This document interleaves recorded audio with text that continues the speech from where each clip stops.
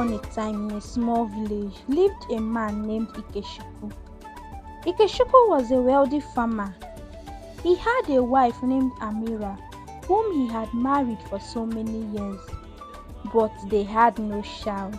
The fact that they were childless made Amira sad. And so, she decided to visit her best friend Chioma.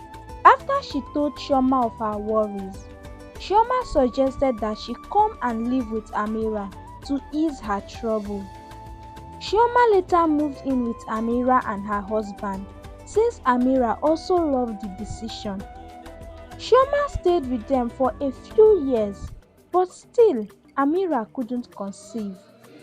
One morning, Ikechukwu told his wife Amira of his plans to marry a second wife.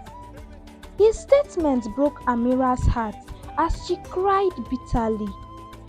Although she wasn't comfortable with his idea, she however accepted, as she knew how important having children was to her husband. Little did Amira know that the woman whom her husband was to take as his second wife was none other than Chioma, her best friend.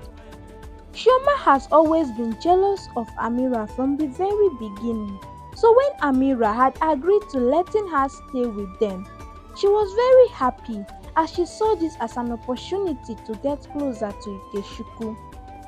After a few years of staying with them, Chioma suggested to Ikechukwu to marry her so she would bring forth children for him.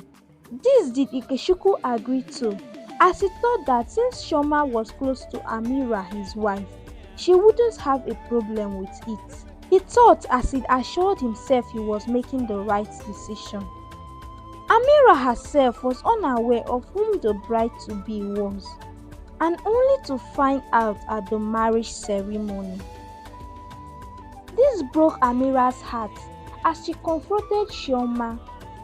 "Be happy, my friend, that I am the one getting married to your husband and not a total stranger," Chioma said as she walked away, leaving Amira in more tears.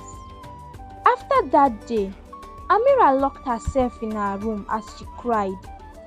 She had lost a lot of weight, but Chioma cared less as she focused on her new husband Ikechukwu. Despite all this, Chioma was still jealous at the thought of sharing her husband with Amira. After a few months, Chioma got pregnant. Ikechukwu was very happy that finally there would be a child in the family. Soon, the month for Chioma's delivery was near. One morning, Chioma told her husband that she had a dream where Amira tried to kill her baby. She convinced her husband to send Amira packing, claiming she was a witch after her baby. Soon, Ikechukwu agreed and sent Amira away. Amira was sad that her best friend and husband could do this to her. She later moved away to where nobody would find her. Few days later, Chioma gave birth to a boy. Ikechukwu was so happy that he showered Chioma and their son Chika with so much love and gifts. Years passed, and the family lived unbothered of the disappearance of their wife and friend Amira. One day, when Chika returned home after hanging out with his friends, he told Chioma, his mother, that he was feeling a slight headache. Chioma prepared a herbal drink for him, which he drank and slept off.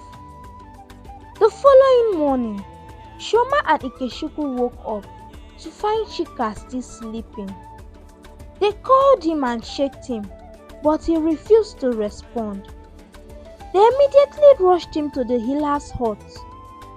When they got there, the healer told them that their son Chika was seriously ill. "So what can we do? I can't let my son remain like this," Chioma said. And the healer replied by telling her, "There is a particular leaf that can be used for your son's illness, but that leaf is rare." "So where can we find it?" Ikechukwu asked impatiently. "I heard it is grown by a farmer in a very far away village," the healer said. Later that day, Ikechukwu set out to the village where he can find the herb. When he finally got to the village, he asked around and the people directed him to a particular farmer. Ikechukwu later met the farmer to help him with the herbal leaf. The farmer, with pity in his eyes, told Ikechukwu to wait for him while he goes to get the herb. Not too long after the farmer left, a woman came into the farm. Ikechukwu's eyes widened as the woman was none other than Amira, his first wife. He was shocked to see her and asked her what she was doing there. At this point, the farmer returned and introduced Amira to Ikechukwu as his mother. What had happened was that, few weeks after Ikechukwu had sent Amira away, she found out that she was pregnant, but couldn't come back because of the distance and time she had spent in her new village. So, she settled in the village and started farming as a means of livelihood. She later gave birth to her son in that village and stayed there. When Ikechukwu heard the whole story, he pleaded for forgiveness, and Amira told him that she had already forgiven him. He later rushed back to his own village with the herb, and soon Chika became well. He also revealed to his wife and son of how Amira and the farmer, who was his son, had helped him.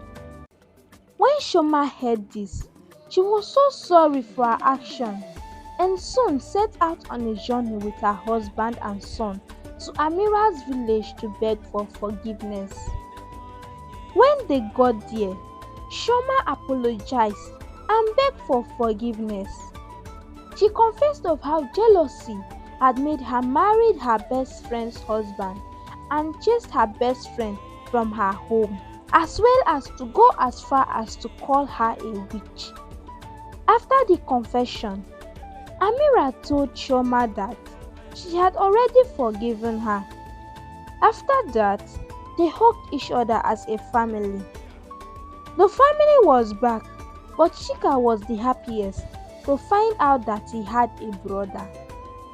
The lesson to be learned from this story is that one shouldn't be jealous, as jealousy could push one to the heights where one could regret. Never pay kindness with wickedness, as no one knows tomorrow. I hope you enjoyed this story. Please like and subscribe to this channel. See you in our next video. Ciao!